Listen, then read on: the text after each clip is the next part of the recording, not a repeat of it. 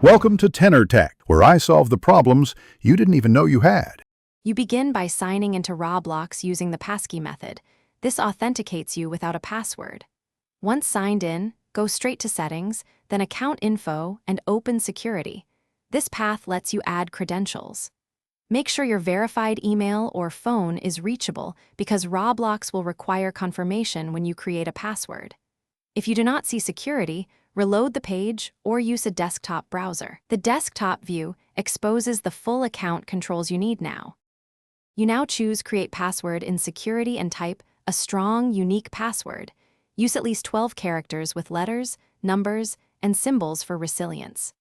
After entering it, Roblox sends a confirmation code to your verified email or phone. Enter that code promptly to bind the password to your account. Once the password is active, enable two-factor authentication for an extra layer of protection. This sequence converts your Passkey-only access into a password login option while keeping your account secure. Finish by logging out and signing back in with your new password to verify everything works. This confirms Roblox recognizes both password and Passkey options. If the verification code does not arrive, resend it, check spam folders, and wait 2 to 5 minutes.